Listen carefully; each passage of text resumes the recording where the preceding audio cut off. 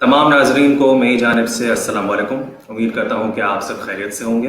मेरा नाम है मोहम्मद हारिस सुरैठिया और आज की इस ट्रांसमिशन के लिए मैं हूँ आपका मेज़बान।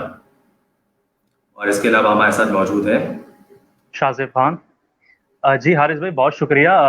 यकीनन एक हेल्दी सेशन है और एक प्रोडक्टिव सेशन है। और जो हमारी आज की गेस्ट हैं वो भी बहुत मुनफरिद हैं।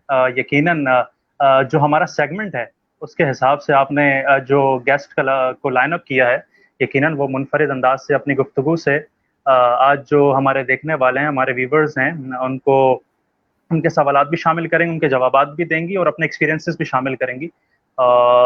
अभी कुछ ही देर में हम इंशाल्लाह उनको ऑन बोर्ड लेते हैं। तो क्या कहना चाहेंगे हारिस भाई आप? जी बिल्कुल, आपने दुरुस्त फरमाया कि जो हमारा सेगमेंट है, मैं ये बताता चलूँ कि ये अमान रमज़ान ट्रांसमिशन का एक सेगमेंट है हमारे खिदमत का। इस सेगमेंट का जो बेसिक मकसद है वो ये है कि जितने भी ऐसे लोग जो आवाम को सर्विस दे रहे हैं या इन शॉर्ट पब्लिक सर्विस में इन्वॉल्व हैं, चाहे वो हमारे पॉलिटिशियंस हों, सोशल वर्कर्स हों, ब्यूरोक्रेट्स हों, लॉ इन्फोर्समेंट एजेंसीज के लोग हों, डॉक्टर्स हों, इंजीनियर्स हों, किसी भी वॉक ऑफ लाइफ से ताल्लुक रखने वाले लोग जो पब्लिक सर्विस में किसी न किसी तरीके से एंगेज्ड हैं, हम उनको अपने शो पर मदूया करेंगे।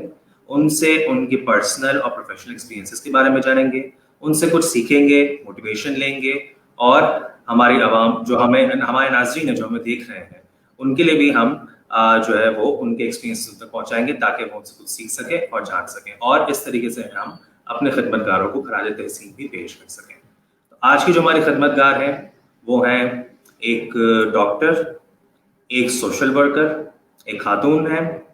और अगर मैं रोटरैक्ट पाकिस्तान की बात करूं तो रोटरैक्ट पाकिस्तान उनके तारुफ के बगैर अधूरा है।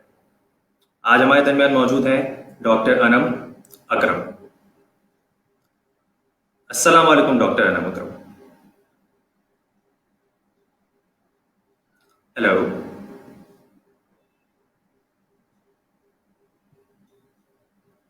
हेलो। आई थिंक उनका कुछ नेटवर्क इशू हो सकता है। अस्सलाम वालेकुम। वालेकुम अस्सलाम। कैसे हैं आप सनम अकरम? अल्हम्दुलिल्लाह मैं बिल्कुल ठीक हूँ। हारिस, आप लोग कैसे हैं दोनों? हारिस एंड शाजिद। अल्लाह बिल्कुल ठीक करम है। ठाक। अच्छा अनम, तो जैसा कि आप अब शो में शामिल हो चुकी हैं, तो सबसे पहले मैं जानना चाहूँगा कि इस सेगमेंट के हवाले से आपके क्या तासुरात हैं और कैसा आप देख रही हैं आगे इंटरव्यू को? सबसे पहले थैंक यू सो मच, आप दोनों ने मुझे ये अपॉर्चुनिटी दी कि आज मैं आपके साथ इस ट्रांसमिशन का हिस्सा हूँ। और मैं हमेशा से कहती हूँ कि इस तरह के जो सेगमेंट्स हैं, ख़ास तौर पे यूथ, जो आप लोगों की जैसी जो यूथ है, वो कब हमेशा एक नया इनिशिएटिव लेती है। तो ये जो आजकल सिलसिला चल रहा है कोरोना का, इसमें हमारा वर्चुअल मीटिंग जो है वो ज़रा इंक्रीज हो चुकी हैं। तो इस सूरत हाल को भी मैं कहती हूँ हम सब को एक अपॉर्चुनिटी समझना चाहिए, ज़हमत नहीं समझना चाहिए, जिसमें हम एक दूसरे से कांटेक्ट में ज़्यादा आ रहे हैं वर्चुअल थ्रू सोशल मीडिया, और अब हम यूटिलाइज कर रहे हैं कि किस तरह, और बहुत सारी ऐसी नई अपॉर्चुनिटीज़ हमें थ्रू दिस कोविड सीजन हमें मिली है जिसको हम यूटिलाइज कर रहे हैं। उसी में से एक ये आप लोगों का भी इनिशिएटिव है, और माह रमज़ान का महीना, बाबरकत महीना स्टार्ट हो चुका है। तो मैं आप लोगों को गुड लक बोलूँगी, और इस तरह के सेशन से हमें जानने को मिलेगा आम लोगों के बारे में। मतलब हम मीडिया के थ्रू बहुत सारे, हमारे पास फेमस पर्सनालिटीज फेसेस होते हैं, हमारे पास ऐसे लोग मौजूद है जिनको हर बंदा जानता है, देखता है, लेकिन बहुत सारे ऐसे अनसीन हीरोज कह सकते हैं आप मौजूद हैं। ऐसे वो लोग मौजूद हैं जिनकी अपनी लाइफ में कोई ना कोई एक्सपीरियंस उन्होंने किया है, जिसका शेयर होना बहुत ज़रूरी है ताकि लोग उनसे सीखें और उनके एक्सपीरियंस से सीखें। उनके नॉट इवन एक्सपीरियंस है, उनके जो साथ जो गुड्स हैं, उनके बैड्स हैं, उनसे सीखने को बहुत सारी चीज़ें मिलती हैं। तो ये बहुत अच्छी चीज़ है जिसमें आप ऐसे लोगों को लेकर आ रहे हैं जिनको नॉर्मल या यूजुअल रूटीन में मीडिया के सामने आने का की अपॉर्चुनिटी नहीं मिलती है। ऐसी यूथ बहुत सारे आगे चल के आपके ऐसे सेगमेंट्स आएंगे जिसमें हम न्यू फेसेस देखेंगे। तो मैं अप्रिशिएट करती हूँ इस सेगमेंट को, और गुड लक कहती हूँ आप दोनों को कि अल्लाह ताला आप लोगों को और तरक्की दे, हिम्मत दे, ताकि आप इस तरह के न्यू इनिशिएटिव आगे भी लेते रहें। जी बहुत शुक्रिया अनम, बहुत खूब कहा आपने। जो हमारा सेगमेंट है, यकीनन हमारे खिदमतगार के लिहाज से अगर हम देखें तो मौजूदा औकात, जो मौजूदा जो सूरत हाल है और एक वबा की जो सिचुएशंस हैं हमारे मुल्क में, तो यकीनन डॉक्टर्स जो हैं हमारे फ्रंट लाइन है के सिपाही हैं, जिस तरह से वो किरदार अदा कर रहे हैं, बीइंग अ डॉक्टर आप क्या समझती हैं कि ये जो वबा है किस तरह से पिछले पैंडेमिक से जो है वो डिफरेंट है, या आप क्या समझती हैं कि इससे हम किस तरह से जो है वो बढ़कर जो है इंशाल्लाह अपने इक़दामात को बेहतर बना सकते हैं? देखिए, ये जो कोविड-19 है, कोरोना वायरस है, ये एकदम से पूरी दुनिया इसकी लपेट में आई है और ये कोई बहुत पुराना चीज़ नहीं है, जो हम सबके सामने एक न्यू वायरस की शक्ल में आया है और पूरी दुनिया में फैल चुका है, ज़ेर-असर है पूरी दुनिया इसमें। जो भी मुश्किलात आती हैं, उसका सामना तो करना पड़ता है। चाइना से स्टार्ट हुआ है, हमारी कोशिश थी कि पाकिस्तान में ना आए, लेकिन अनफॉर्च्यूनेटली पाकिस्तान भी इससे दूर नहीं रह सका, पाकिस्तान भी इसके ज़ेर-असर हैं और केसेस बढ़े। अच्छा, एक चीज़ जो अभी आप दोनों ने कहा कि मेडिकल प्रोफ़ेशन से रिलेटेड जो लोग हैं, वो फ्रंट लाइन उनको कहा जाता है। अच्छा, मुझे लगता है कि मेडिकल से रिलेटेड जो लोग हैं, ये जो डॉक्टर्स हैं, पैरामेडिकल स्टाफ हैं, डॉक्टर ऑफ फार्मेसी हैं, उसके अलावा और भी जो लोग मेडिकल शोबे से ताल्लुक़ रखते हैं, they are not the front line faces. हम लोग फ्रंट लाइन फेसेस नहीं हैं, बल्कि फ्रंट लाइन फेसेस है कम्युनिटी। जो डॉक्टर, जो पैरामेडिकल स्टाफ या मेडिकल से रिलेटेड जो भी लोग हैं, वो तो लास्ट लाइन है। मतलब फ्रंट लाइन तो कम्युनिटी है। अगर हम ये लास्ट लाइन है, इसके बाद कोई लाइन नहीं बचती हमारे पास। तो आपको अगर ये जो लास्ट लाइन, जो फ्रंट लाइन की जगह अगर आप हमें लास्ट लाइन कह लें, तो वो ज़्यादा बेहतर रहेगी, क्योंकि देखिए फ्रंट लाइन तो ये कम्युनिटी है। अगर यही बैरियर रहेगी और यही कोरोना को शिकस्त देगी, तो वो लास्ट लाइन तक नहीं आएगा। अगर ये लास्ट लाइन तक आ गए, जो कि इस वक़्त मेडिकल से रिलेटेड लोग मौजूद हैं, तो इसके बाद आपके पास कोई लाइन नहीं बचेगी। तो आप लोग मतलब जो लोग इसको फ्रंट लाइन कहते हैं, मैं कहती हूँ कि हमारे यहाँ मेडिकल से रिलेटेड जो भी लोग हैं, वो लास्ट लाइन है सोसाइटी के लिए, उसके बाद कोई लाइन नहीं बचती है फिर। बिल्कुल आप सही कह रही हैं। ये आपने जो लफ़ाज़ी एक लफ्ज़ का इस्तेमाल किया कि ये लास्ट लाइन है, फ्रंट लाइन जो अमूमी तौर पर लफ्ज़ इस्तेमाल किया जा रहा है, यकीनन वो एक शाख़साना तो हो सकता है इन वाक़यात का। मैं ये कहना चाहूँगा कि ये जो ग्लोबल हेल्थ इमरजेंसी जो है पूरी दुनिया में, आप क्या समझती हैं कि फ़ास्ट ट्रैक जारी है इस वक़्त? आप दोबारा से बोलें, सॉरी नेटवर्क का कुछ इश्यू आ मैं गया था। मैं मैं ये कहना चाह रहा हूँ कि ग्लोबल हेल्थ इमरजेंसी के हवाले से बात कर रहा हूँ कि क्या आप समझती हैं कि इस वक़्त फ़ास्ट ट्रैक जारी है? जिस तरह से एहतियाती तदाबीर इख्तियार की जा रही हैं, तो क्या आप इसको यकीनी तौर पर ये समझती हैं कि ये बेहतर हो रही हैं या फिर इसको मज़ीद जो है वो बेहतर करने की ज़रूरत है? देखिए, मैंने जैसे अब हम सबको पता है कि पूरी दुनिया इस वक़्त ज़ेर असर है कोरोना वायरस के, और पाकिस्तान जो है वो एक उस स्टेज में दाखिल है जिसमें अगर आप मवाज़ना करें चाइना से, इटली से, यूएस से, तो वो बहुत डेवलप कंट्रीज़ हैं। हम लोग एक अंडर डेवलप कंट्री है, जिसको बहुत सारी मुश्किलात का सामना है। यहाँ पे सिर्फ़ सेहत ही नहीं, बल्कि और भी बहुत सारी चीज़ें जिसके मसाइल हमारे लिए हम जिसके ज़ेर असर थे, उनमें से एक ये भी आ गए। इस वक़्त कोरोना एक वो आप कह सकते हैं वायरस है, जिसके बारे में ना अभी बहुत सारी चीज़ें क्लियर नहीं हुई हैं। मतलब इसके साइन और सिम्पटम्स के से रिलेटेड अगर आप बात कर लें, तो अगर आप नॉर्मल फ्लू, कोल्ड या फीवर वगैरह से इसको कंपेयर करिए ना, तो शायद 1% या 0.2% इसमें बहुत ज़्यादा डिफरेंस आ रहा है। मतलब इसमें भी आपको कफ है, शॉर्टनेस ऑफ ब्रीथ, सांस लेने में तकलीफ हो रही है, उसके अलावा आपको फीवर है। तो नॉर्मली ये चीज़ें भी इंसान को हो जाती हैं जब सीज़न चेंज हो रहा होता है। इस वक़्त जो है हमारा हम लोग सर्दियों से जो है वो गर्मी की तरफ आ रहे हैं, तो हमारा एक सीज़न चेंज हुआ है जिसमें ये फ्लू, कोल्ड और गले में खराशें, बुखार, ये सारी चीज़ें चल रही होती हैं। अब यही सारे सिम्पटम्स जो हैं वो हमें कोरोना के लिए रिलेटेड भी हो रहे हैं। तो हम लोग डिफरेंशिएट नहीं कर पा रहे हैं कि अगर किसी को ये सिम्पटम है, तो आया वो कोरोना से रिलेटेड है या कोरोना से रिलेटेड नहीं है। अच्छा, ये तो सिर्फ़ एक चीज़ हो गई कि ये वो मर्ज़ है जिसको अगर फ़र्ज़ करें कोई हमें कोई ऐसा मर्ज़ होता है जिसमें आप बिल्कुल डिफरेंशिएट कर सकते थे कि आपको ब्लीडिंग स्टार्ट हो जाती या आपकी स्किन का कलर चेंज हो जाता, तो वो फ़ौरन इंसान देख के उसको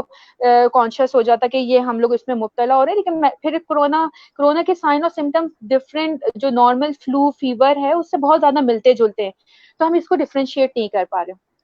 सेकंड ये कि सिर्फ़ इससे किस तरह बचे जा सकते हैं, इससे सिर्फ़ क्योर मौजूद है।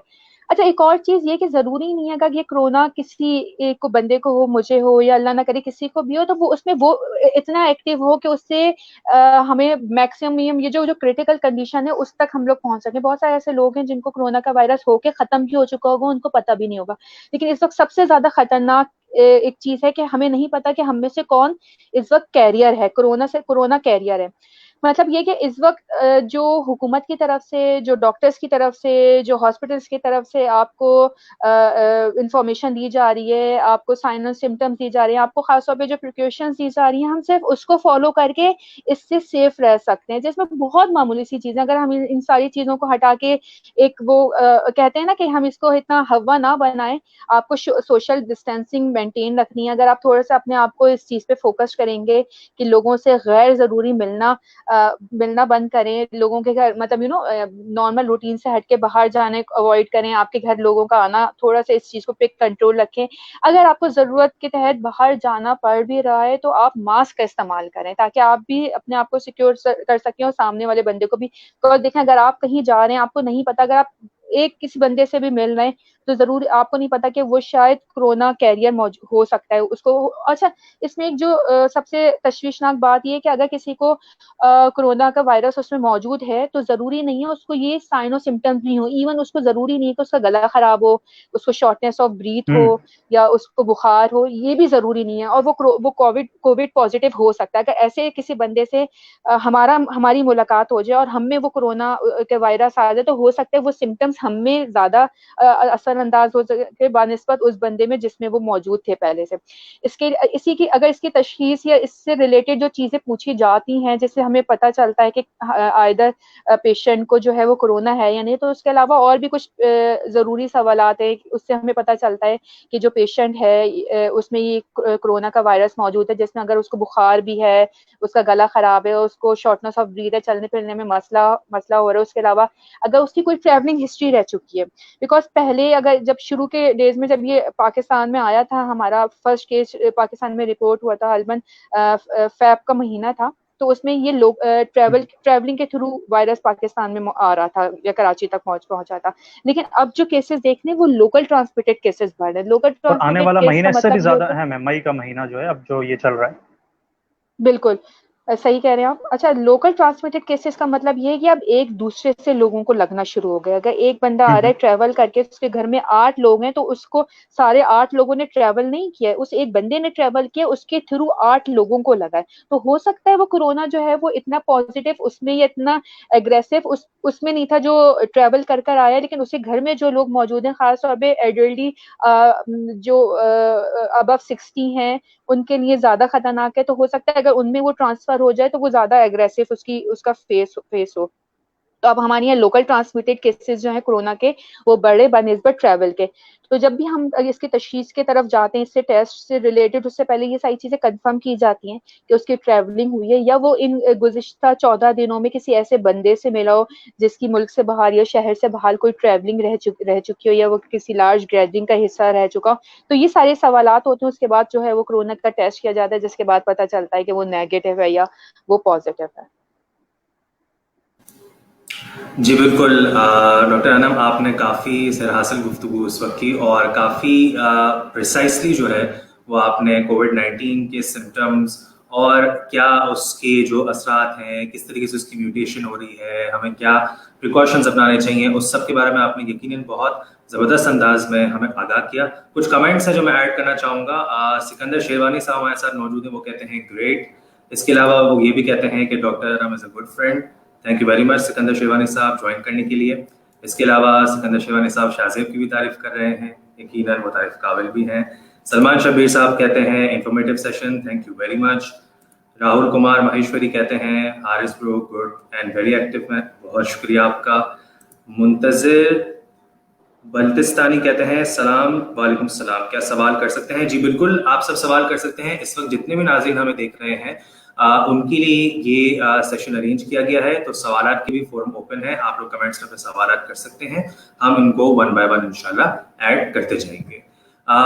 तो ऐसा है कि सनम अभी काफ़ी हद तक तो कोविड-19 के हवाले से बातें हुई, सवालात हुए। अब मैं चाहूँगा कुछ लाइट हार्टेड सवालात भी हों, कुछ लाइट हार्टेड कन्वर्सेशन भी हो, क्योंकि इस सेगमेंट का ना सिर्फ ये मकसद है कि इसके थ्रू इन्फॉर्मेशन पहुंचाई जाए, बल्कि जो लोग आ रहे हैं उनकी एफर्ट्स और उनकी जो स्ट्रगल रही है अपनी लाइफ में, चाहे वो पर्सनल लाइफ हो चाहे प्रोफेशनल लाइफ हो, उसके हवाले से भी हम जान सकें और कुछ सीख सकें।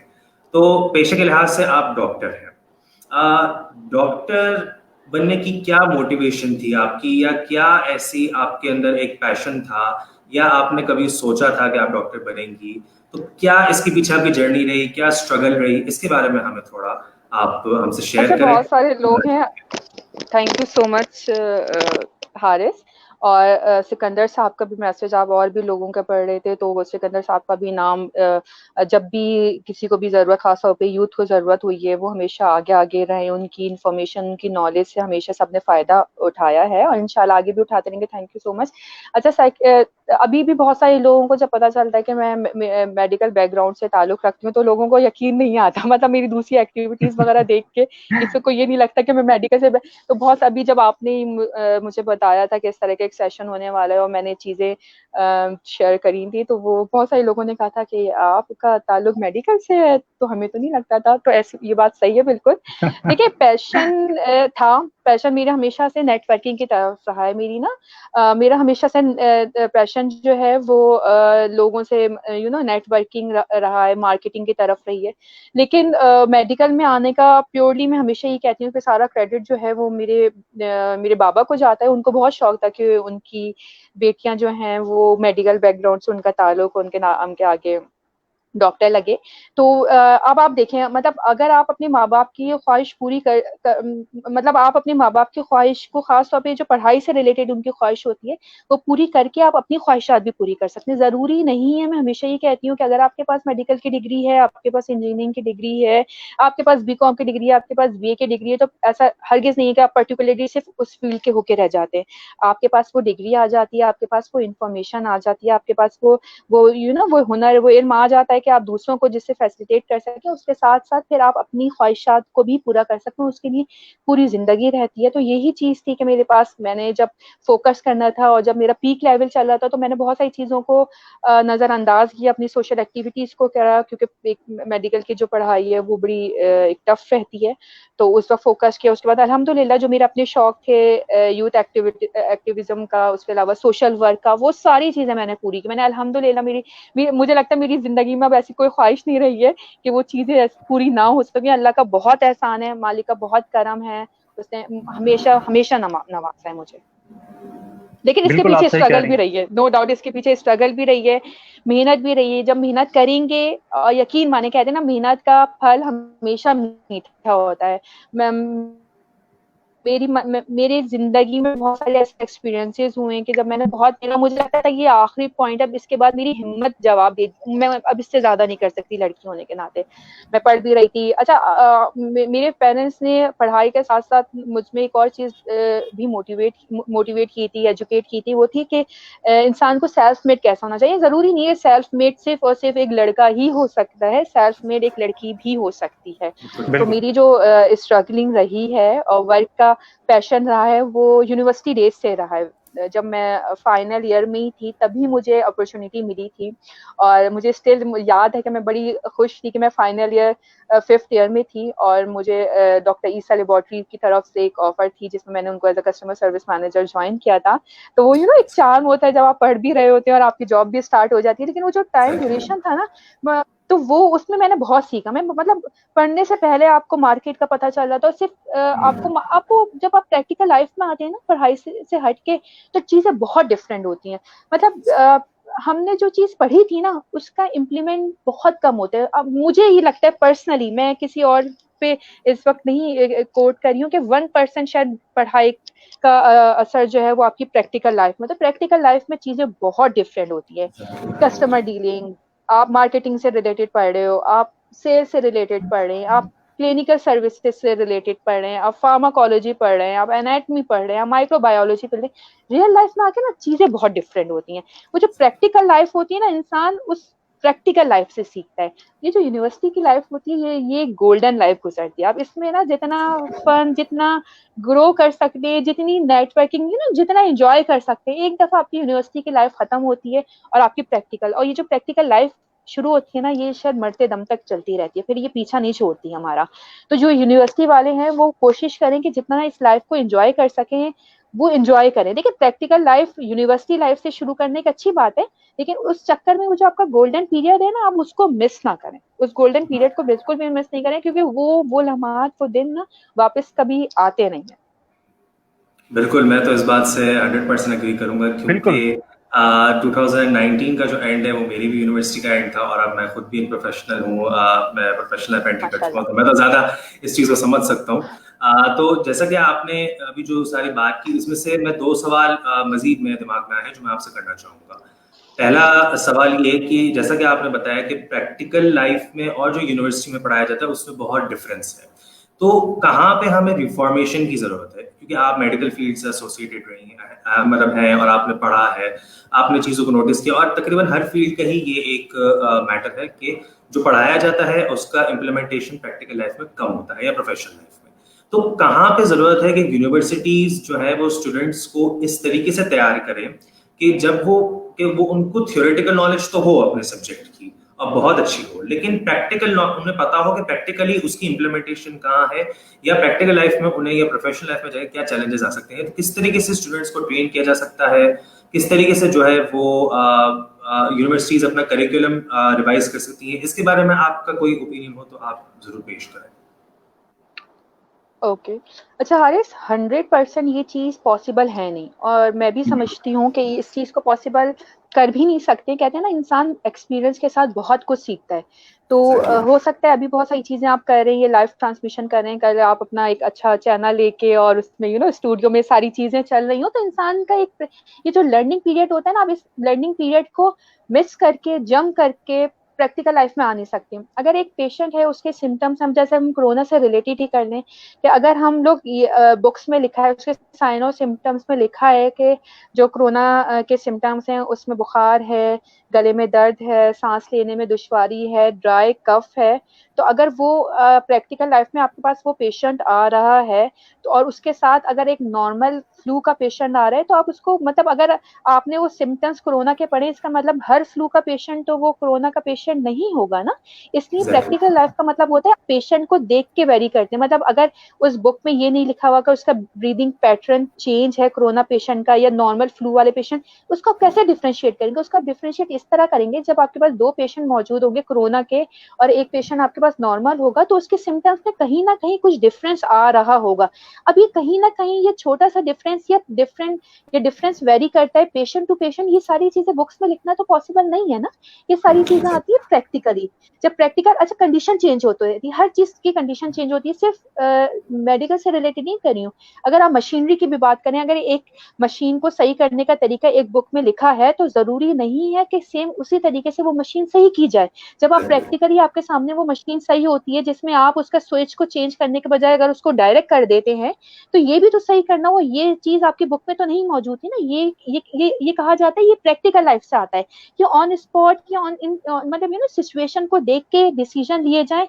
ये सब उस वक्त आता है जब हम चीजों को एक्सपीरियंस करते हैं। हाँ, हम कुछ हद तक चीजों को इम्प्लीमेंट कर सकते हैं। मतलब हमारी जो एजुकेशनल लाइफ होती है या जो चीजें होती हैं, उनमें हम अगर प्रैक्टिकल सिनेरियोज को ऐड करना स्टार्ट कर दें, लेकिन उससे फिर गैप जो है ना, हमारी वो जो एजुकेशनल थ्योरी वाली चीजें ना, उसका आ जाता है। अच्छा, एक सिनेरियो ये भी है कि अगर आप आज, अब जैसे मुझे ग्रेजुएट हुए काफी टाइम हो गया, अब आप न्यू ग्रेजुएट हुए 2019 में अगर हुए, तो 2021 या 22 जब आएगा ना, तो आपका वो रिदम नहीं होगा पढ़ाई का जो आपका अभी है। क्यों? क्योंकि आप अभी फ्रेश ग्रेजुएट हो, आपने अभी थ्योरी खत्म किए।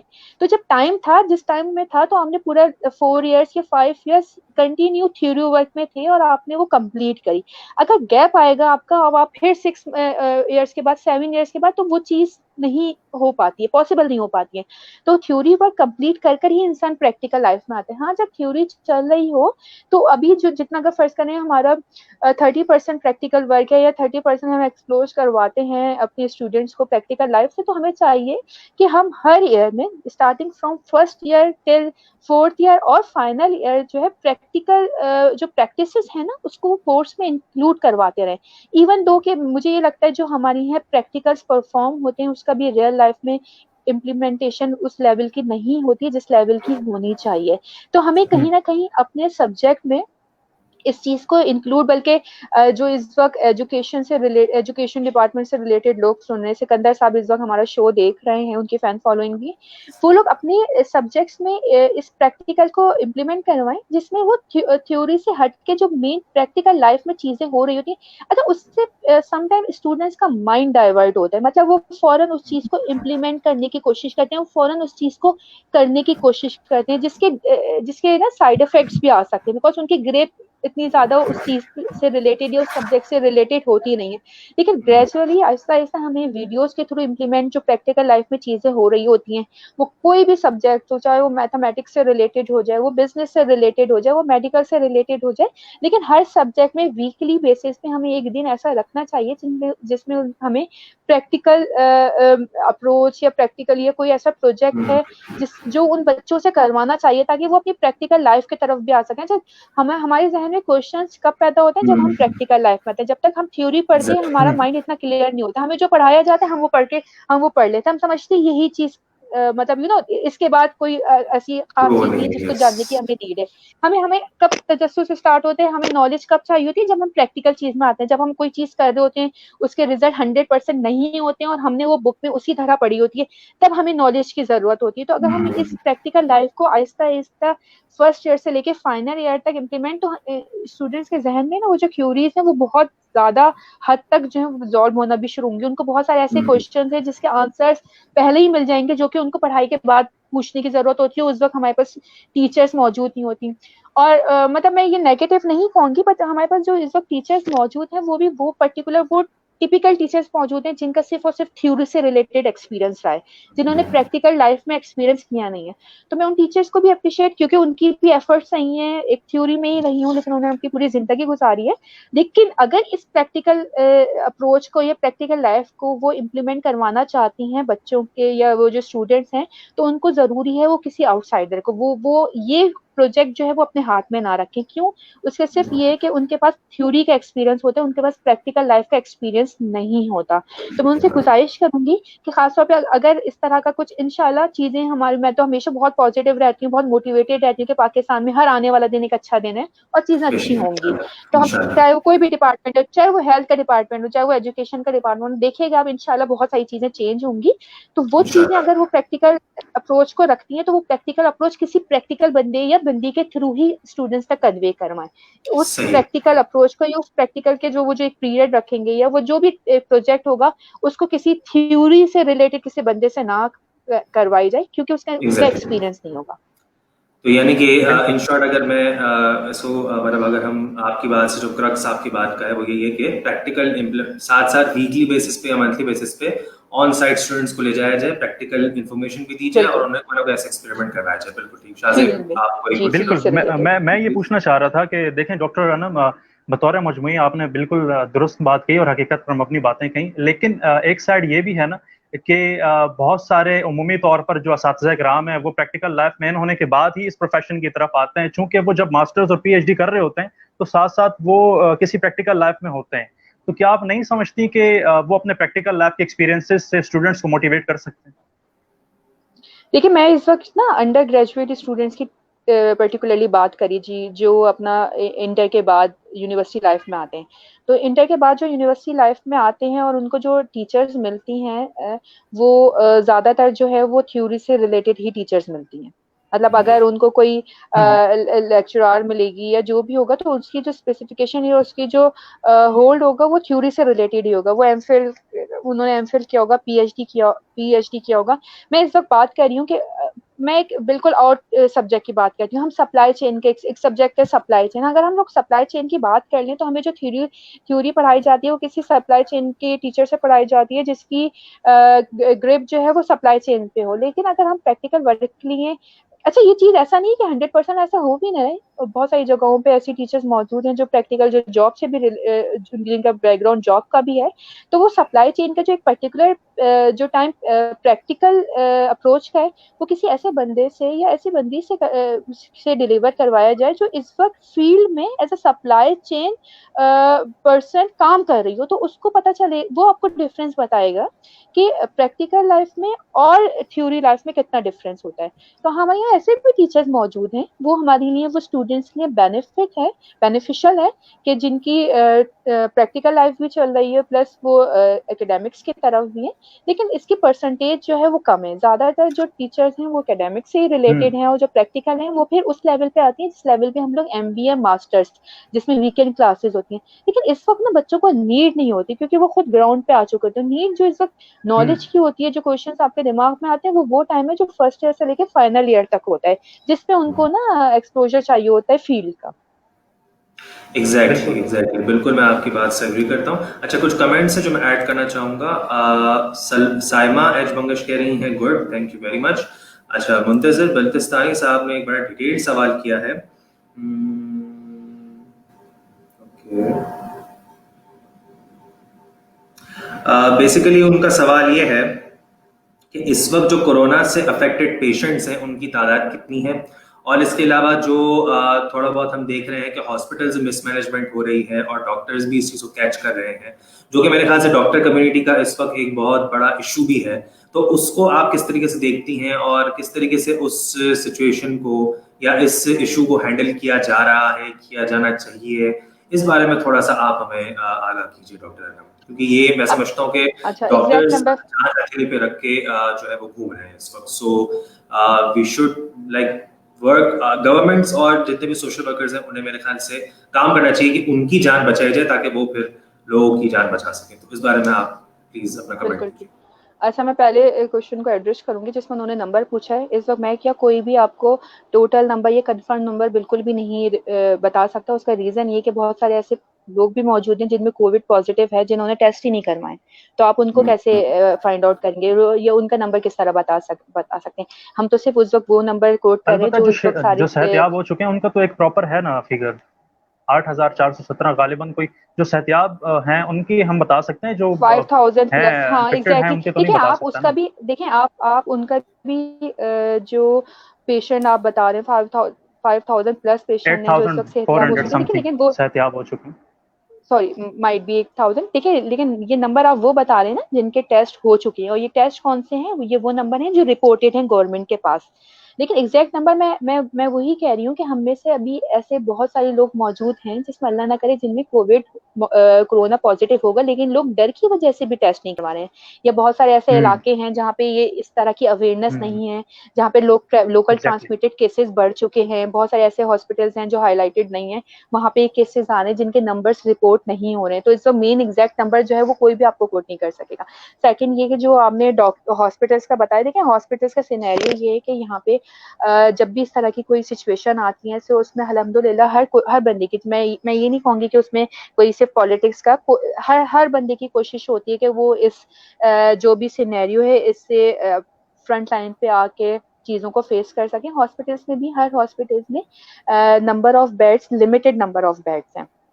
मेरा ताल्लुक इंडस हॉस्पिटल से है जो इस वक्त जहाँ पे कोरोना का यूनिट बना हुआ है। अब इंडस हॉस्पिटल में इस वक्त 300 बेड हैं। अब उन 300 बेड में से जब ये कोरोना का जब इश्यू स्टार्ट हुआ था, इमरजेंसी स्टार्ट हुई थी, तो एक कोविड का यूनिट बनाया गया था। तो अब आप बताएं, एक हॉस्पिटल में 300 बेड मौजूद है, तो उन 300 बेड को तो कन्वर्ट करके कोरोना के लिए नहीं डेडिकेट किया जाता है ना। देख, कोविड की वजह से ऐसा नहीं है कि और पेशेंट्स नहीं आ रहे हैं। जो कैंसर हॉस्पिटल है उसमें हमारे पास बच्चे भी आ रहे हैं, जो इमरजेंसीज हैं, जो एक्सीडेंट के केसेस हैं, जो कार्डिक से रिलेटेड हैं, जो न्यूरो से रिलेटेड हैं, जो गायनी से रिलेटेड है, मैटरनिटी के केसेस हैं, यहाँ पे ऑर्थो से रिलेटेड है, केसेस तो सारे आ रहे हैं ना। तो हम इस चीज को एडजस्ट किया गया है, यूनिट बनाए गए हैं, उसमें बेड्स अरेंज किए गए। बेड्स के साथ इस वक्त वेंटिलेटर्स की नीड हो गई है, तो वेंटिलेटर्स तो हर हॉस्पिटल की कोशिश है कि वो मैक्सिमम नंबर ऑफ पेशेंट्स को ट्रीट कर सके। अच्छा, कोरोना से रिलेटेड अगर किसी पेशेंट का कोविड पॉजिटिव आता है, कोरोना पॉजिटिव आता है, इसका मतलब ये नहीं कि उसको एडमिशन की नीड है या उसको हॉस्पिटल में एडमिट ही होना है। उसकी कंडीशन, ये पेशेंट की कंडीशन देख के फैसला किया जाता है कि आइदर उसको हॉस्पिटल में एडमिशन की नीड है या उसको आइसोलेशन या क्वारंटाइन कर दिया जाए।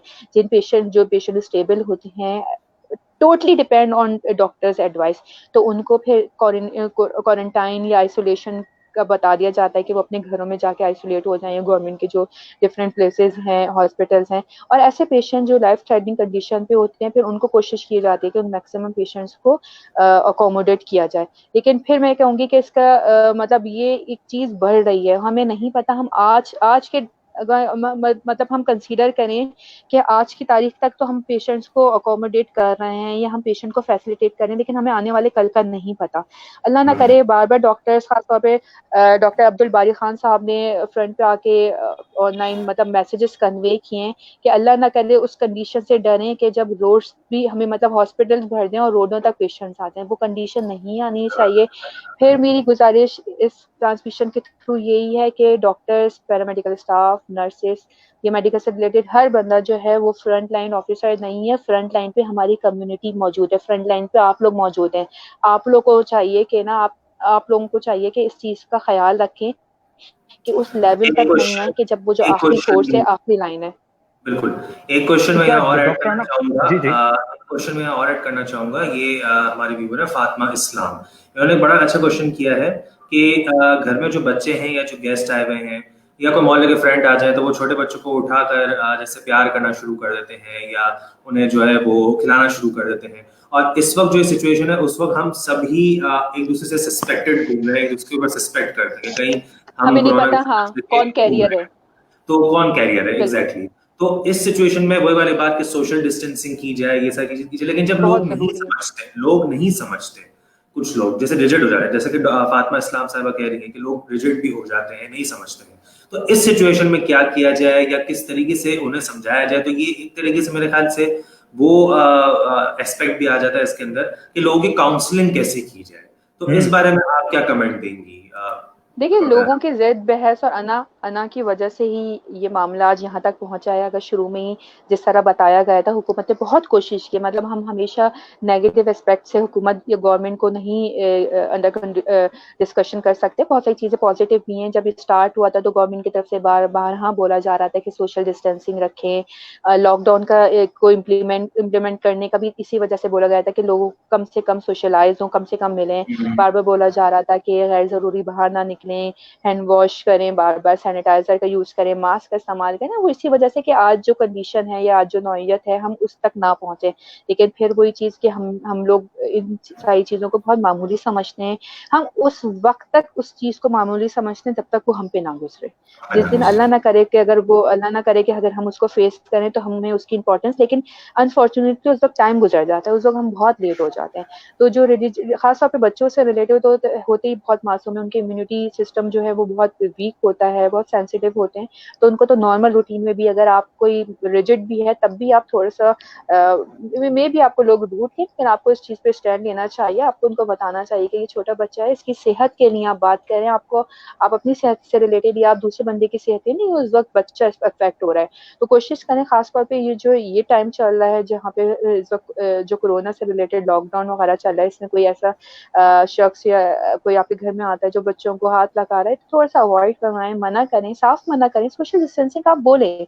देखें, आप जब तक कोई चीज़ मुँह से नहीं बोलेंगे, जब तक लोगों को पता नहीं चलेगा कि कौन-सी चीज़ आपको पसंद है, कौन-सी चीज़ नहीं पसंद है। और इस वक़्त आप अपनी सेहत से रिलेटेड बात नहीं करें, आप लोगों की सेहत से रिलेटेड बात करें। तो आप अगर कोई इस तरह का कोई इश्यू है, तो आप साफ मना करें। आप बच्चों को हाथ लगाने के लिए इवन कोई आप कुछ टाइम तक इस चीज़ को अवॉइड करें कि अनयूजुअल लोगों का आपके घरों पे आना हो, या आप अगर किसी के घर जाएँगे तो दूसरा बंदा आपके घर भी आएगा। तो थोड़ा-सा अपने आप को लिमिटेड करें। ये जो सोशल मीडिया इसको यूज़ करें। आप कॉल्स पे अगर आपने कॉल आप अच्छा, इससे हम किसी भी सिचुएशन को, मैं कहूँगी ना, अपॉर्च्युनिटी समझना चाहिए। इसमें जो हम लोग हमारी जो फैमिली मेंबर्स हैं उनसे हम नॉर्मल रूटीन पे देखा जाए तो इतना मिलना-मिलाना नहीं होता, लेकिन इस जो कोरोना का सीज़न चल रहा है, इसमें आप लोगों की अपनी फैमिली से भी कम्युनिकेशन बढ़ी है। मतलब हमारी कॉल्स पे एक-दूसरे से कम्युनिकेशन बढ़ चुका है, हमारा ज़ूम के थ्रू एक-दूसरे से कम्युनिकेशन बढ़ चुका है, हम लोग सोशल नेटवर्किंग के थ्रू एक-दूसरे का हाल-चाल पूछने लगे। तो इस चीज़ को पॉज़िटिव समझें, आप अपनी ये जो सोशल नेटवर्किंग वाली चीज़ है इसको बढ़ा दें। जितना बढ़ाएँगे तो लोग डेफ़िनेटली थोड़ा-सा अवॉइड करेंगे। रमज़ान है, रमज़ान में वैसे भी कोशिश होती है सब अपने घरों पे रहें। तो आप इस मैसेज को बिल्कुल क्लियरली लोगों तक कन्वे करें कि फिलहाल सोशल डिस्टेंसिंग हमारे लिए और आप सबके लिए बहुत ज़रूरी है। अच्छा जी, बिल्कुल बिल्कुल सही। ये आपने तो डॉक्टर सही अनम, कहा। बतौर मजमूई मैं ये पूछना चाहूँगा आपसे कि जिस तरह से जो मरीज़ सेहतयाब हो रहे हैं, कोरोना के पेशेंट्स जो वापस घरों को जा रहे हैं, तो क्या उनमें दोबारा अंदेशा है कि उन्हें कोरोना हो सकता है? क्योंकि बहुत उमूमी तौर अच्छा, पर ये जो सुनने में आ रही है ये बात। पेशेंट सेहतियाब होते हैं, उनका टाइम ड्यूरेशन होता है, उनको 2 या 3 दफ़ा जो है वो टेस्ट परफ़ॉर्म रिपीट करवाना होता है आफ्टर 10 डेज़ या टाइम अच्छा। लिमिट होती है। तो उसके बाद जब वो क्लियर हो जाता है उनका टेस्ट, तो उसके बाद फिर दे आर फ्री। मतलब अच्छा, मैं आपको एक और बताऊं, इस वायरस का शुरू में था कि ये 7 डेज का है, इसका टाइम पीरियड, इसका लाइफ टाइम 7 डेज है, वो फिर इंक्रीज होके 14 डेज हो गई, फिर 20 डेज। अच्छा, कुछ पेशेंट्स में जो है ये 25 डेज तक भी वो अंडर ट्रीटमेंट या आइसोलेशन रहे, उनका टेस्ट पॉजिटिव आया। तो इसमें क्योंकि ये पूरी, जब ये कोरोना आया है तो उसके बाद ही इस पे तहकीक स्टार्ट हुई है, इस पे रिसर्च स्टार्ट हुई है, इसकी वैक्सीन पे रिसर्च स्टार्ट हुई है। और ये इन सारी चीजों का रिजल्ट ना फौरन नहीं आ जाता। इस तरह की जो स्टडीज होती है, इस तरह की जो रिसर्च होती है ना, उसमें 1 या 2 साल का टाइम पीरियड लग जाता है। वो कहीं पे, जब अमेरिका भी कर रही है, चाइना भी कर रही है, लेकिन उसका रिजल्ट आने में काफी टाइम लगता है, इस तरह की वैक्सीन या इनका जो इस वायरस से रिलेटेड जो स्टडीज है।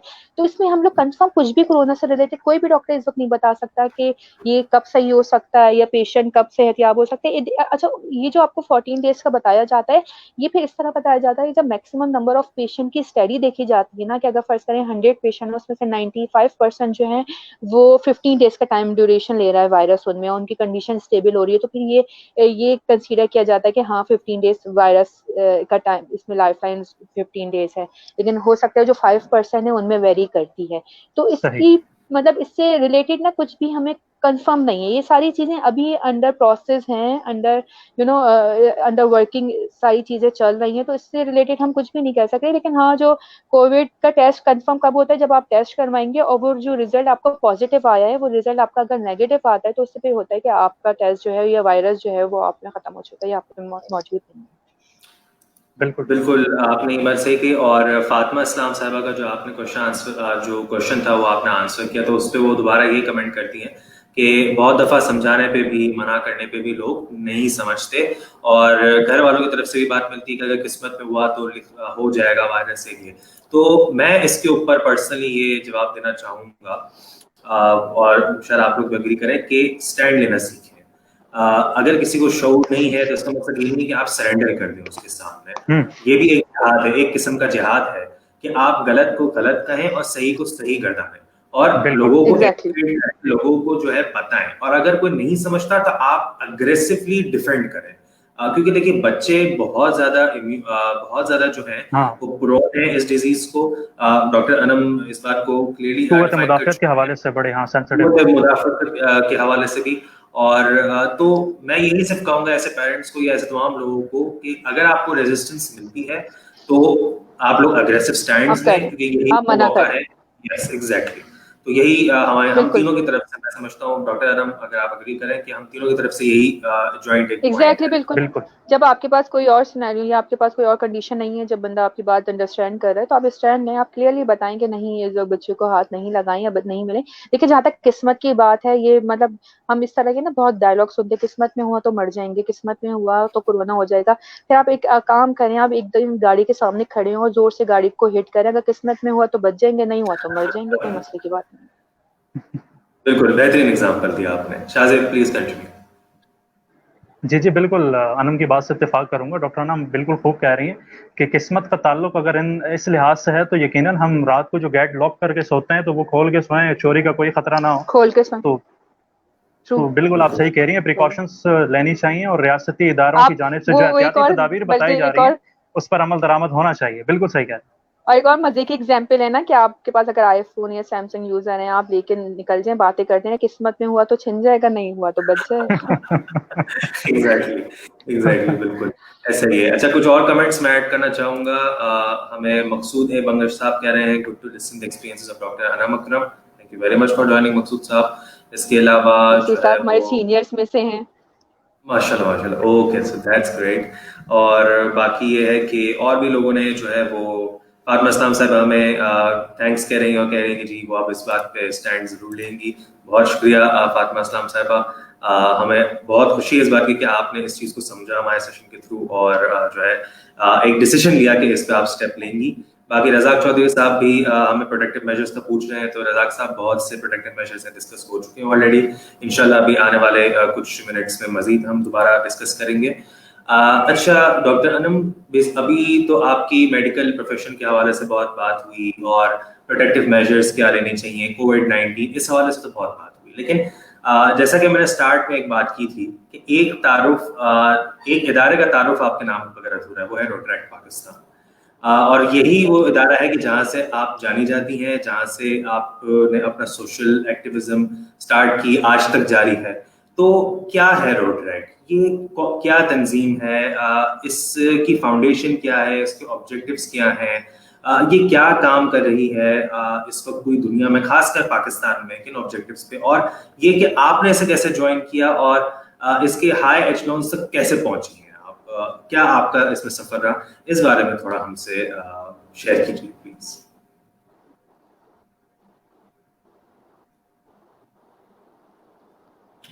सलाम आलैकुम।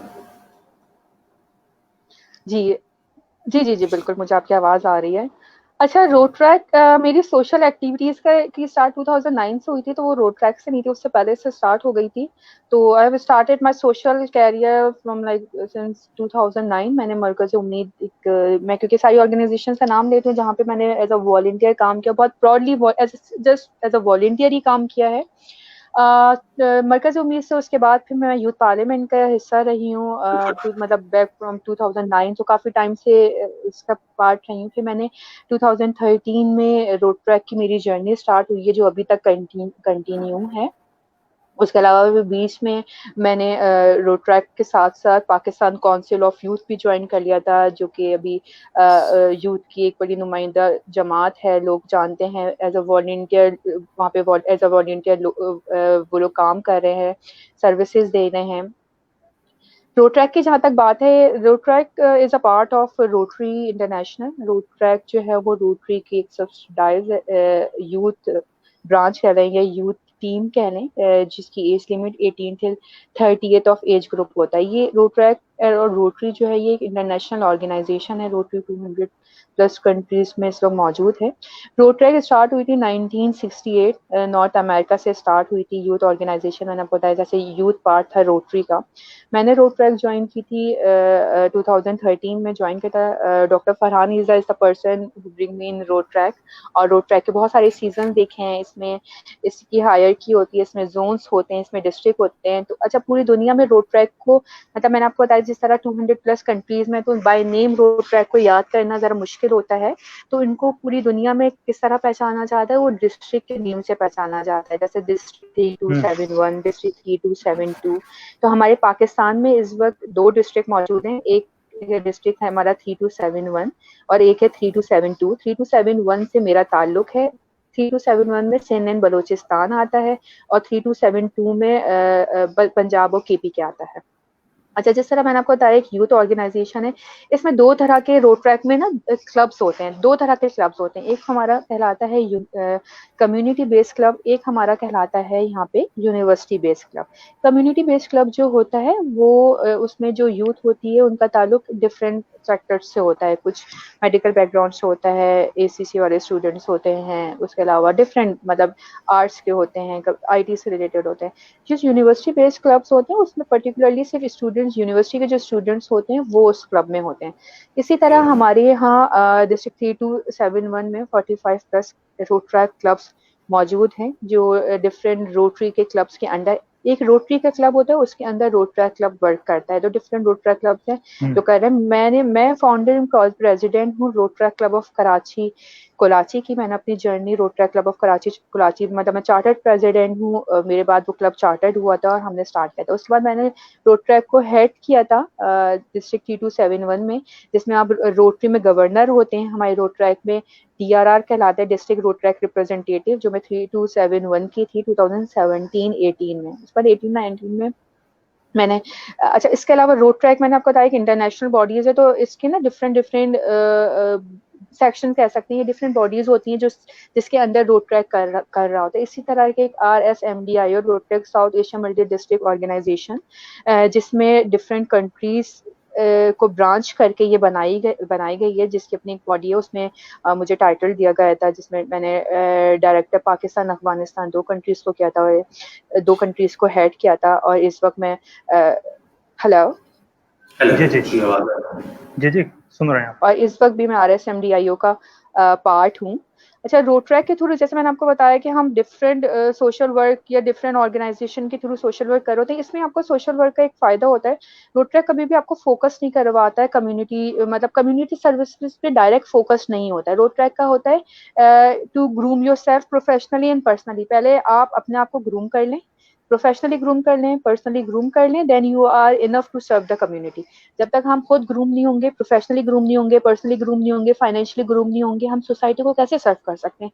अगर आप माँ बाप से पैसे लेके दूसरों की हेल्प कर रहे हैं तो ऐसी हेल्प का कोई फायदा नहीं है। ये मैं पर्सनली कह रही हूँ।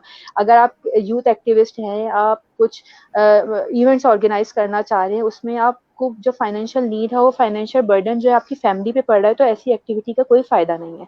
मैं सारे जितने भी यूथ एक्टिविस्ट हैं जो मेरे जूनियर्स हैं, उनसे मैं कहती हूँ कि खुद स्ट्रांग हो, अपने कॉन्टेक्ट्स इतने स्ट्रांग बनाए कि अपनी फैमिली पे भी कभी भी बर्डन ना बने, कभी भी इस तरह का कोई टाइम एलिमेंट ना आए कि जब आपकी फैमिली को आपकी इन सोशल एक्टिविटीज की तरफ से प्रॉब्लम फेस करनी पड़े। खुद इतने सेल्फ मोटिवेटेड हो, खुद स्ट्रॉन्ग सेल्फ मेड हो कि इन सारी चीजों को अपनी मर्जी से कर सके। रोड ट्रैक का मैंने बता दिया कि प्रोफेशनल और पर्सनल ग्रूमिंग की तरफ होता है। उसके बाद फिर ये कहता है कि टू सर्व द कम्युनिटी। जब आप खुद ग्रूम हो जाएंगे, आपको कॉन्फिडेंस आ जाएगा, आपको पता होगा आपका कैरियर किस तरफ जा रहा है, या आपका कैरियर वाइज आप स्ट्रांग होंगे, देन आप सोसाइटी को मूव कर सकते हैं। इसी तरह रोड ट्रैक की जर्नी, रोड ट्रैक के डिफरेंट एवेन्यूज हैं जिसपे वो कर रहे हैं, जिसमें कम्युनिटी सर्विस है, प्रोफेशनल डेवलपमेंट आ जाती है, इंटरनेशनल सर्विसेज आ जाती हैं, उसके अलावा हेल्थ से रिलेटेड आ जाती है, पोलियो, क्योंकि मेन फोकस रोड ट्रैक का, रोटरी का पोलियो रहा है, पोलियो रेडिकेशन रहा है, उसके अलावा लिटरेसी रहा है। तो ये डिफरेंट एवेन्यूज है जिसमें, इसके अलावा जिसमें रोड ट्रैक अपने प्रोजेक्ट्स कर रहे होते हैं। अच्छा, रोड ट्रैक में ये होता है कि जब आपका टाइम स्टार्ट होता है, आपके पास 1 ईयर की, आपके पास हायर की, आपके पास पोजीशन जो होती है वो 1 ईयर की पोजीशन होती है। जो भी क्लब का प्रेसिडेंट होता है, सेक्रेटरी होता है, ट्रेजरर होता है, इसमें पूरी क्लब की बॉडी मौजूद होती है। उसके बाद सिर्फ टाइम 1 ईयर का होता है। अगर देखें, जब आपके पास एक टाइम लिमिट आपको दे दी जाए, आपके पास टाइम फ्रेम मौजूद हो ना, तो आपकी कोशिश होती है कि आप अपनी चीजें बेस्ट कर सके उस टाइम पे, बिकॉज उसके बाद वो पोजीशन आपकी नहीं रहती। तो मुझे रोड ट्रैक की सबसे अच्छी चीज जो पसंद है वो ये है कि इसमें ना टाइम लिमिट होता है। आप प्रेसिडेंट सारी जिंदगी के लिए नहीं बन सकते। आप कोई इस रोड ट्रैक को, मतलब आप सारी जिंदगी एक ही पोजीशन पे नहीं रह सकते। आज आपका टाइम है, कल किसी और का टाइम होगा, परसों किसी और का टाइम होगा। तो हर बंदे की कोशिश होती है कि जो टाइटल या जो डेजिग्नेशन उसको मिली है वो अपना बेस्ट कर सके। बिल्कुल ठीक है डॉक्टर अनम, आपकी गुफ्तगू सुनने के बाद मुझे तो वो शेर याद आ गया कि जब अपना काफिला अज़्म यकीन से निकलेगा, जहाँ से चाहेंगे रास्ता वहीं से निकलेगा। ए वतन की मिट्टी एड़ियाँ रगड़ने दे मुझे यकीन है कि चश्मा यहीं से निकलेगा। आगे बढ़ते हैं डॉक्टर अनम, ये बताइएगा कि अभी जो मौजूदा सूरत हाल के बाद, जी एक चीज ऐड करना चाह रही हूँ। रोड ट्रैक के थ्रू आपको एक और जो एक्सपीरियंस रहता है वो आपको इंटरनेशनल, जैसे मैंने आपको बताया, सर्विसेज, इंटरनेशनल प्रोजेक्ट्स नॉर्मली हमारे लिए पॉसिबल नहीं होता कि हम किसी इंटरनेशनल फोरम पे जाके अपने प्रोजेक्ट्स, इवन दो उन प्रोजेक्ट्स के थ्रू हम पाकिस्तान को रिप्रेजेंट कर सकें। तो रोड ट्रैक की जो बॉडी है, मैंने जैसे आपको बताया कि वो इंटरनेशनल एक बॉडी है जिसमें आप इंटरनेशनल कोलैबोरेशंस, इंटरनेशनल प्रोजेक्ट्स के थ्रू आप पाकिस्तान को पोर्ट्रेट करने का सबसे बेस्ट एक्सपीरियंस रहता है आपका, सबसे बेस्ट टाइम रहता है, जिसमें आप बता सकते हैं कि पाकिस्तान में किस तरह के प्रोजेक्ट्स हो रहे हैं, जिसमें आप बहुत सारी चीज़ें जो आप नॉर्मल रूटीन में नहीं शेयर कर सकते, वर्ल्ड वाइड शेयर नहीं कर सकते, वो थ्रू रोड ट्रैक आप आराम से घर बैठे हुए आपके जो प्रोजेक्ट्स हैं, आपकी जो अचीवमेंट है, आपकी जो कंट्री में पॉजिटिव चीज़ें हो रही हैं, रियल इमेज को आप प्रमोट करते हैं थ्रू दिस नेटवर्क। बिल्कुल ठीक है, यकीनन आपकी गुफ्तगू बड़ी सहरअंगेज़ है और नहीं कोई बात नहीं, यकीनन आपकी गुफ्तगू बड़ी सहरअंगेज़ है और मुझे मुनासिब भी नहीं लग रहा कि मैं आपको इंटरप्ट करूं, क्योंकि बहुत सारे जो यूथ एक्टिविस्ट भी हमें देख रहे हैं और बहुत सारे लोग देख रहे हैं और वो यकीनन बहुत कुछ सीख रहे होंगे। मैं आगे बढ़ूंगा और मैं ये पूछना चाहूँगा आपसे कि कोविड-19 के हवाले से जो मौजूदा हिकमत अमली अपनाई गई है और डॉक्टर शम्सी की जानिब से जो प्लाज्मा की सिचुएशंस की बात की, प्लाज्मा के हवाले से जो बात की गई है, जो ट्रांसप्लांट की बात की गई है, तो आपकी इस हवाले से क्या तजावीज़ हैं, आप क्या कहना चाहेंगे? क्योंकि चाइना ने जो इनिशिएटिव लिया था कि 200 ml के हिसाब से जो प्लाज्मा इन्फ्यूज़ किया जा रहा था, तो आप समझती हैं कि ये एक करामत है हमारे इन मामलात के लिए? ये भी एक अंडर डिस्कशन चीज चल रही है जिस पे डॉक्टर्स जो है वो रिसर्च भी कर रहे हैं। देखिए इन सारी चीजों में जो चाइना कर रहा है, जो पाकिस्तान कर रहा है, वो बहुत जल्दी हाईलाइट तो हो जाता है थ्रू सोशल मीडिया, लेकिन इस चीज को समझना चाहिए ये सारी चीजें पाकिस्तान में करना इतना आसान नहीं है। पाकिस्तान एक under privilege country, under developed countries है जिसमें और बहुत सारे इश्यूज हैं। इन मशीनरी पे एक हैवी अमाउंट लगता है। जो प्रोसीजर है, ये प्रोसीजर कोई बहुत चीप प्रोसीजर नहीं होते, इसमें टाइम टेकिंग होते हैं। इसके जो सॉल्यूशंस आते हैं वो बहुत एक्सपेंसिव होते हैं। अगर हम कंपेयर कर रहे होते हैं चाइना से, अमेरिका से, और वो थ्रू हम मीडिया को देख के बड़ा मतलब अमेरिका में हो गया, चाइना में हो गया, तो पाकिस्तान को करने में थोड़ा सा टाइम लगेगा। यहाँ पे ऐसा नहीं है कि कोई चीज नहीं, यहाँ पे बहुत सारी चीजें हैं जो जरूरी नहीं है मीडिया को बताई जाए, लेकिन वो बैक एंड पे या बैक स्टेज उन सारी चीजों पे काम चीजें चल रही होती हैं। जो प्लाज्मा से रिलेटेड उस पर भी स्टडीज चली है, उस पर भी वर्क चल रहा है, लेकिन थोड़ा सा इन सारी चीजों को क्लियर होने में थोड़ा सा टाइम लगेगा। बिकॉज फिर मैं आपको बता रही हूँ, हमारे पास वो फैसिलिटीज, वो सहूलत, इकोनॉमिकली हम इतने स्ट्रांग नहीं है, फाइनेंशियली हम अभी इतने स्ट्रांग नहीं है, तो इसमें थोड़ा सा टाइम लगेगा इन सारी चीजों में। लेकिन मैंने आपको बताया जिस तरह पूरी दुनिया में कोरोना आया है और उन्होंने उसके बाद वो सारी चीजें स्टार्ट करी, इसी तरह पाकिस्तान को भी वो सारी चीजें फेस करनी। अगर आप अमेरिका, चाइना की बात कर लें, कनाडा की बात कर लें, तो उनको सिर्फ और सिर्फ कोरोना से रिलेटेड ही अपने आप को प्रिक्योर करना था कि कोरोना आ गया, उससे रिलेटेड मेडिसिन, वैक्सीन होनी चाहिए किस तरह। यहाँ पे कोरोना से रिलेटेड और 10 चीजें हमारे सामने आ गई हैं। हमारा इकोनॉमिकल जो पॉइंट ऑफ व्यू, उससे हमें किस तरह अपने आप को सिक्योर करना है, हमें फाइनेंशियली अपने लोगों को किस तरह सिक्योर करना है। आप जिस तरह के अभी बिजनेस रेवेन्यू देख रहे हैं, शटडाउन की वजह से जिस तरह के हालात पैदा हो रहे हैं, लोगों में गहमा गहमी पैदा हो चुकी है, लोगों के बिजनेस नहीं चल रहे हैं, लोग मतलब खाने पीने के लिए उनके पास नहीं है। तो पाकिस्तान को एक प्रॉब्लम नहीं है सिर्फ कोरोना ही फेस नहीं करना, उसके अलावा जो साइड इफेक्ट्स आए ना कोरोना के, उसको फेस करना ज्यादा इस वक्त फोकस, गवर्नमेंट का भी फोकस उन पे इस वक्त ज्यादा है कि किस तरह उससे फोकस कर सके, किस तरह इन सारी चीजों को कर सके। अब जिस तरह आप खास तौर पे ये जो इकोनॉमिकली डाउनफॉल चीजों में आ रहा है, लोगों के बिजनेस नहीं चल रहे, मतलब यहाँ पे अगर लॉकडाउन 2 से 3 महीने का हो जाए तो हम कुछ नहीं कह सकते कि बाद में हालात किस तरह के हों। और अभी ये सारी चीजें अभी तो चल रही है, सिर्फ लॉकडाउन का मतलब हम टाइम पीरियड गुजार रहे हैं, चीजें देख रहे हैं, लेकिन इसके बाद आने वाले वक्त पता नहीं कितने टाइम तक हमें इसके साइड इफेक्ट को फेस करना पड़ेगा। लेकिन डॉक्टर अनम, अलमिया ये भी तो रहा है ना कि हमने बरमहल कोई भी इस तरह की नौयत से निपटने के लिए इकदाम नहीं किए। क्या आप नहीं समझती कि सेकंड एंड थर्ड वेव की जो बात की जा रही है उससे निपटने के लिए हमें ये वक्त आ चुका है कि हमें इकदाम करने चाहिए और इस पर हमें काम करना चाहिए?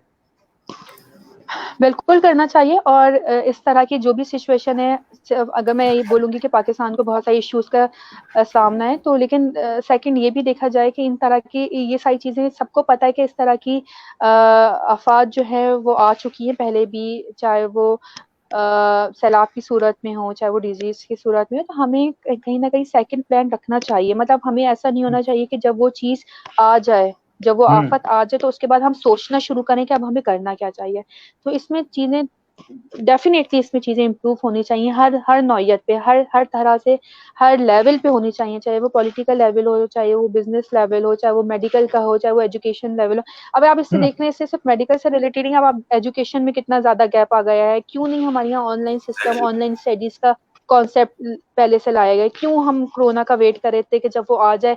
एक चीज इंप्लीमेंट करनी थी ना, अगर हम इस चीज को पहले से स्टार्ट करते, हम अपने पूरे एकेडमिक में कोई एक टाइम या वन डे फ्राइडे, मैं एक एग्जांपल दे रही हूँ या मेरी एक सजेशन, हम एक फ्राइडे को जो डेडिकेट करते कि फ्राइडे फॉर ऑनलाइन, क्योंकि उस दिन नमाज भी होती है, शॉर्ट डे भी होता है, ताकि हम इस चीज को इम्प्लीमेंट करना तो शुरू करते हैं। हमें पता तो होता है सारी चीजें, जब हाफ टाइम गुजर गया, नुकसान हो गया, तो उसके बाद हम लोग वो चीजें अडेप्ट करें। तो हम लोग थोड़ी सी इन चीज में लेक कर रहे हैं, बैक पे हैं, इन चीजों को इम्प्रूव। अभी भी बहुत सारी ऐसी चीजें जो हम नहीं सोच रहे हैं, नहीं कर रहे हैं, उन सारी चीजों को भी हमें कंसीडर करनी चाहिए। और इसमें हमारा ही नुकसान है। अगर हमें ऑनलाइन सिस्टम अभी इम्प्लीमेंट करना था, जो कि हुआ है, अगर यही हम पहले कर देते तो हमारा इतना लॉस नहीं होता। ऑनलाइन शॉपिंग का जो कॉन्सेप्ट है, जो और दूसरे ममालिक में है, वो क्यों नहीं पाकिस्तान में, क्यों अब उसको इम्प्लीमेंट किया जा रहा है? यही चीज अगर पहले से फोकस थी, ऐसा नहीं है कि पाकिस्तान में थी नहीं, अब अभी भी तो चीजें हुई है ना। अगर ये पहले से हो रही होती तो हमें अभी जितने साइड इफेक्ट्स फेस करने पड़ रहे हैं, वो उस तरह के अभी वैसे नहीं करने पड़ते। वो उमूमी तौर पर कहता है ना कि हारिस भाई, कि हादसों की जद में है मुस्कुराना छोड़ दें, जलजलों के खौफ से क्या घर बनाना छोड़ दें, तो पहले इकदाम करने पड़ेंगे हमें। क्या कहना चाहेंगे आप? ट्रू, बिल्कुल। हमारा ये जो अलमिया, हमारा कौमी अलमिया है कि जब आफत गुजर जाती है, जब वक्त गुजर जाता है, फिर ही हम रियलाइज करते हैं और फिर ही हम जो है वो अपनी गलतियों को सुधारते हैं। लेकिन ये भी एक अलमिया है कि बहुत से आफतें गुजर गई, बहुत से हादसा हमारे साथ हो गए, लेकिन फिर भी हम इससे कुछ ना सीख सके। लेकिन कहीं पे एक तबका जो सीख भी रहा है और कोशिश भी कर रहा है। लेकिन मैं ये समझता हूँ कि इस ग्लोबल पेंडेमिक के बाद जो है वो वर्ल्ड ऑर्डर ने चेंज होना है, ह्यूमन बिहेवियर ने चेंज होना है, और अगर नहीं चेंज होता तो फिर समझे कि बनी नो इंसान अल्लाह ही ने जो हाफिज। है नुकसान खुद ही किया होगा। अच्छा, कुछ सही और कह रहे कमेंट्स है जो मैं ऐड करना चाहूंगा। नवीद रहमान साहब कह रहे हैं, शाहजेब भाई ग्रेट वर्क, यकीनन वो बड़ा जबरदस्त वर्क कर रहे हैं। सैयद नोमान अली हाशमी साहब कह रहे हैं, so nice doctor Anam Akram, thank you very much. Razak Chaudhary साहब इंफॉर्मेटिव सेशन कह रहे हैं, इसको सराह रहे हैं, बहुत शुक्रिया। और इसके अलावा सैयद अब्दुल हादी हसन साहब ने कहा है ग्रेट वर्क टीम। मैं ये बताता चलूँ यहाँ पे कि सैयद अब्दुल हादी हसन साहब जो है वो अमान रमजान ट्रांसमिशन की इनिशिएटर है। ये उनका एक इनिशिएटिव था जिसमें हम उनके साथ जुड़े और डिफरेंट सेगमेंट्स का आगाज किया। तो डॉक्टर अनम अकरम साहब, आज अगर ये सेशन हो रहा है तो ये अब्दुल हादी बिल्कुल हसन भाई की ऐसा ही है, मेहनत बिल्कुल। है। माशाल्लाह, ग्रेट। जी शाजिद भाई, तो अब ऐसा है कि माशाल्लाह से बड़ा ज़बरदस्त इंफॉर्मेटिव सेशन रहा जिसमें आपके पर्सनल प्रोफेशनल एक्सपीरियंस के बारे में हमने जाना डॉक्टर अनम अकरम, और इसके अलावा ये कि आपने मोटिवेट भी किया बहुत से लोगों को, चाहे अपने सोशल सर्विस बैकग्राउंड से हो, चाहे अपने एजुकेशनल बैकग्राउंड से हो। लेकिन हमने आपसे बहुत कुछ सीखा। तो जाते अब मैं ये चाहूँगा कि हम सेशन की एंड की तरफ बढ़े। तो लास्ट में जो है वो आप क्या कमेंट देना चाहेंगी जितने भी हमारे देखने वाले हैं, जिसमें यूथ शामिल है, जिसमें सोशल वर्कर्स शामिल है, जिसमें मुख्तलिफ लोग जो मुख्तलिफ एस्पिरेशंस रखते हैं जिंदगी में कुछ करने की, तो क्या थैंक यू आप सो उनको मच पैगाम देना चाहेंगे? हारिस और शाहजेब, और बहुत ज़बरदस्त सेशन था। मुझे आइडिया नहीं था कि इस तरह का सेशन, मैं प्रिपेयर नहीं थी, बिल्कुल भी नहीं प्रिपेयर थी, क्योंकि मेरी रूटीन बड़ी टफ चल रही है। मैं कुछ वॉलंटरी वर्क में इस वक्त कोरोना से रिलेटेड इन्वॉल्व हूँ, तो वो बहुत मुश्किल मेरे लिए अभी टाइम को मैनेज करना हो रहा था। लेकिन थैंक यू सो मच। अच्छा, ये क्योंकि सेशन कंडक्ट भी बड़ी हाईलाइटेड यूथ ने किया, हारिस और शाहजेब जिनको लोग जानते हैं माशाल्लाह से, जिनकी एक्टिविटीज़ को, जिनके एफर्ट्स को थैंक लोगों यू। को पता है। मैं आप दोनों के थ्रू, इस फोरम के थ्रू यही मैसेज हमेशा, और मैं हमेशा, अब चाहे मेरा रोड ट्रैक का फोरम हो, पाकिस्तान काउंसिल ऑफ यूथ का हो, यूथ का फोरम हो, यूथ पार्लियामेंट का हो, हमेशा एक चीज कन्वे करती हूँ। ये छोटा सा मैसेज, मतलब बहुत मैसेज तो बहुत ज्यादा होते हैं।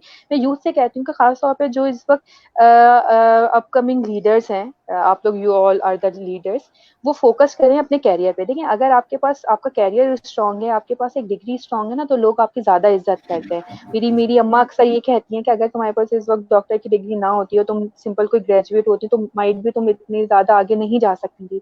तो अभी ये जो टाइम है, ये गोल्डन टाइम है। बहुत सारी चीजों को आपको कॉम्प्रोमाइज करना पड़ेगा, बहुत सारी चीजों को मैंने कॉम्प्रोमाइज किया है।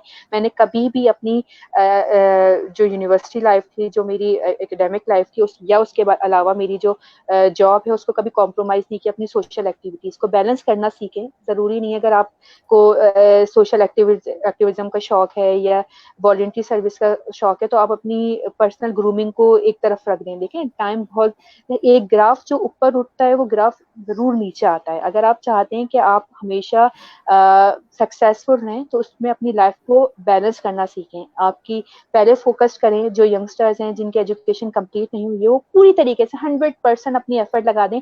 ये सारी चीजें जिंदगी के साथ हो जाएंगी। लेकिन जो अभी टाइम है, वो अगर गुजर जाएगा, वो कभी नहीं आएगा। खासतौर पे जो डिग्री से रिलेटेड है, एक बिल्कुल प्रोफेशनल डिग्री लेना अब नीड नहीं, जरूरत नहीं, बल्कि इसके बगैर गुजारा नहीं हो सकता। अब आने वाले जो टाइम पीरियड है, वो बहुत टफ टाइम होने वाला है।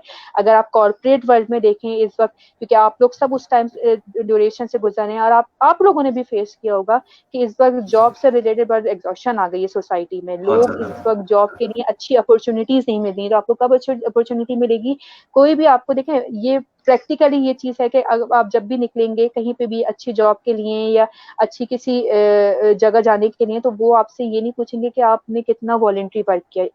यकीन माने, मैं अपनी पर्सनल लाइफ में कह रही हूँ, वो आपके एकेडमिक्स देखेंगे, आपका प्रोफेशनल वर्क देखेंगे, आपके देखेंगे आप कौन सी ऑर्गेनाइजेशन के साथ एफिलिएट रहें।